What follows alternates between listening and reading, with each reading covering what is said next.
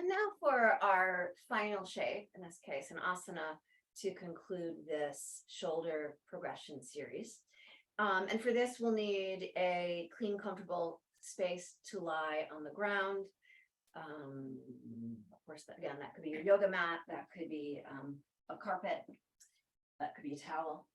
I'm going to show options for using 2 blankets or 2 towels. You may end up using only one. It's possible you use none. I'm going to show an option using a strap and as well 2 blocks. But really the main piece of what we're about to do is the 2 blocks. You don't have blocks, you can use stacks of books.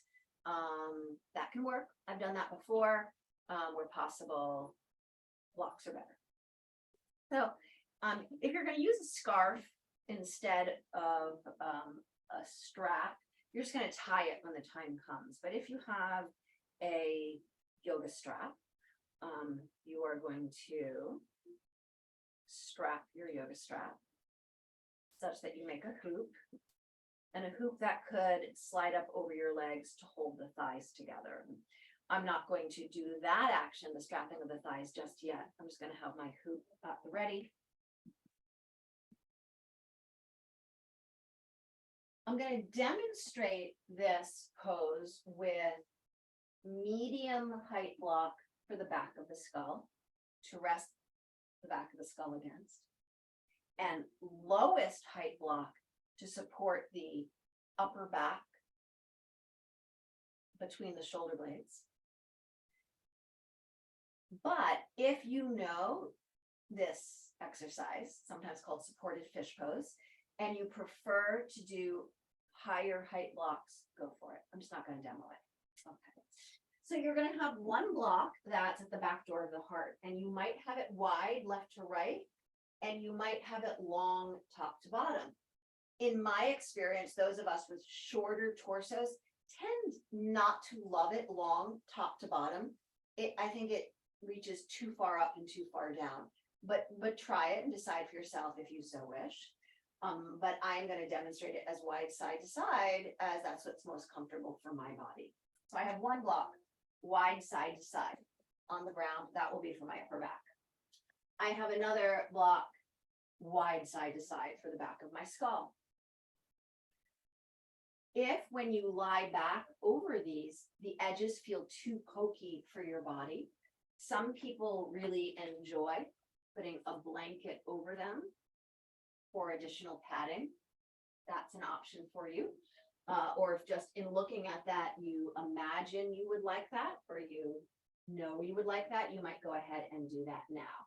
However, the trick about putting the blanket over it now is sometimes when we lie back over the blocks, we realize we need to adjust their exact proximity to one another to support our body. And it's a little bit more of a pain to reorganize their position if there's a blanket on top of it. So do what you want with that. I have nearby my second blanket, which is going to go on top of the knees. And if you like to have eye covering, an eye pillow, this can be a great time to just have something like that on hand if you wish. All right. I'm going to bring my hoop around my thighs. And other than bringing it around my thighs for the moment, I'm going to just kind of ignore that it's there. And then from there, because we know I'm going to lean my upper back towards this block here, it would seem, which is not correct, but it would seem that we want to lay back this way to bring the upper back to the block. But we're actually going to delay getting the upper back to the block. We're going to lean back on our hands and lift the chest away from the block.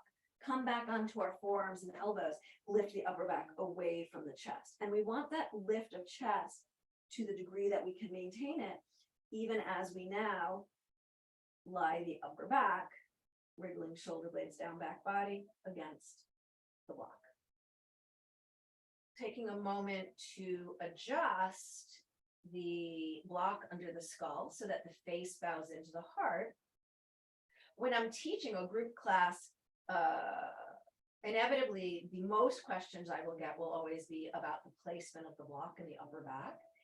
And just know that we want the block in the upper back such that it blooms the armpit line at the front open, not as much blooming the upper belly or the ribs just above the upper belly open. Once you feel that you have support at the upper back in a way that feels good for you, support behind the head in a way that feels good for you. And by the way, if it doesn't feel good, feel free to skip this pose.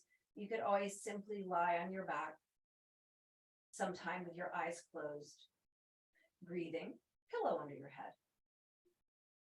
But if you think this is working for you, you might knock knees in, feet wide. I enjoy that. That's not the only option for this pose, but it is how I'm going to demonstrate it at the end of this series. And with knees knocked in and feet wide, heels out, toes in, I enjoy the feeling of strapping the thighs so that they're really held, they're really contained, and they're knocking in. And finally, I'm going to take my blanket and I'm just going to put its weight over my knees. From there, I'll release my arms to the ground. I want to only be touching what I'm intentionally intending to touch. As I mentioned, an eye pillow can be really lovely here, or any eye covering. Or you might, at this point in time, dim lights. Of course, it's a little tricky already in this pose. The closer the arms are to your body, or the further the arms are from the body, will give you a different experience. Palms down versus palms up. So you might take some moments to, with loving intentionality, position your arms.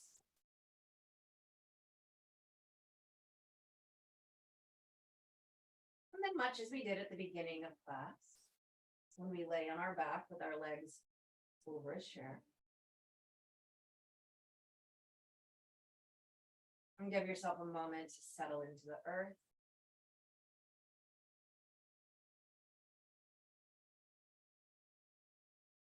Inviting the mouth, the forehead to relinquish and be holding to the degree possible.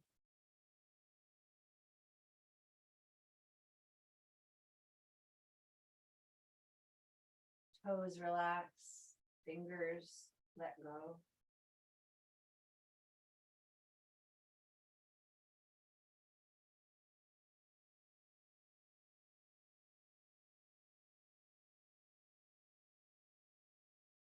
And I'll invite you to breathe and rest here.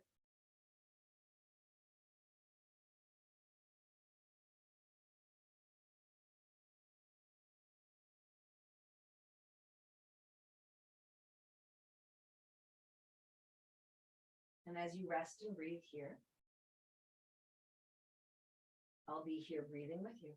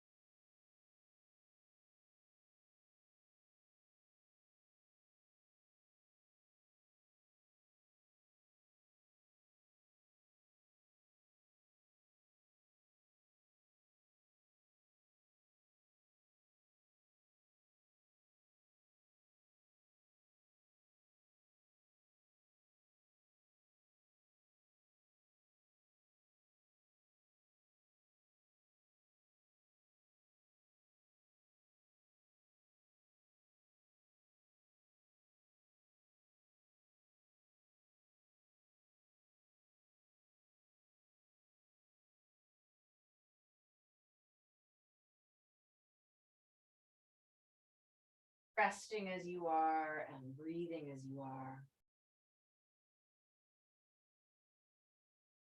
For the purposes of this video, I'm going to complete this resting shape for myself. But please know that if you have time to continue resting here in what I'm calling supported fish pose, or if you have time to continue resting, but you feel done with having a block at the back of the head and a block at the back of the chest, that you could thoughtfully come out of this pose and craft a different resting pose for yourself. Some of you will wish to end with some time with your head and your heart all in one line.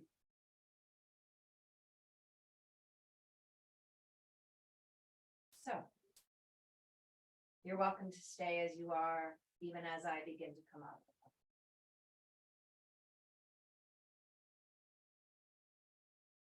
But if you'll come out of the pose to set up your own different final resting pose, doing so with care, please. Those who will come to the surface to seal class with me now, you might wiggle fingers, or brush your thumb past your fingertips. Maybe you'd like to stretch arms overhead. Pump heels up and down. But eventually, arms alongside you, palms down. You might heel toe feet together. And then slowly roll off to one side. Let your arms help to guide the movement, rolling right off the block. Supporting your head with your hands or an arm or a nearby prop.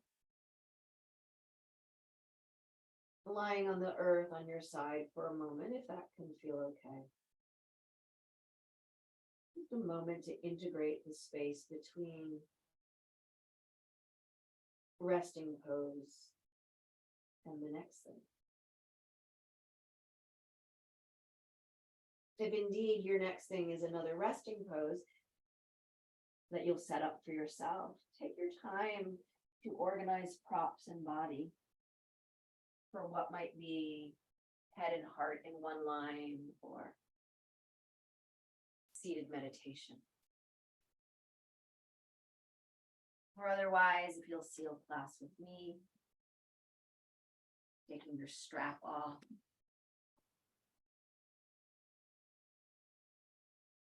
Taking a moment to sit well, not rushing off.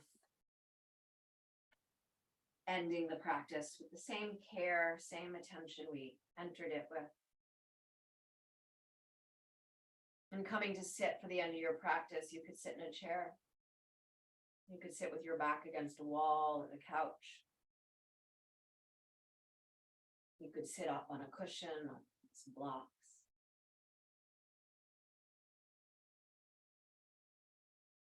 If you're willing, would you pair the hands together at heart center? Inhale, heart rises. Exhale, face bows. Present to your breath as you look within.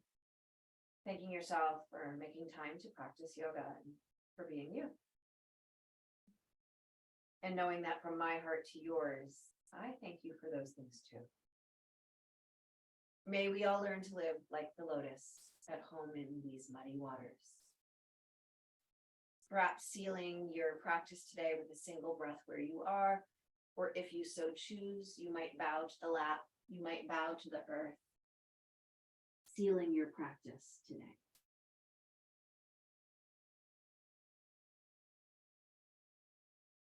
And when you're done, you're done. Thank you. Again, I'm Juliana. This is Living Now Yoga. And if you've made it to this point in the video, thank you so much for sharing this much time and this much practice with me. Bless you.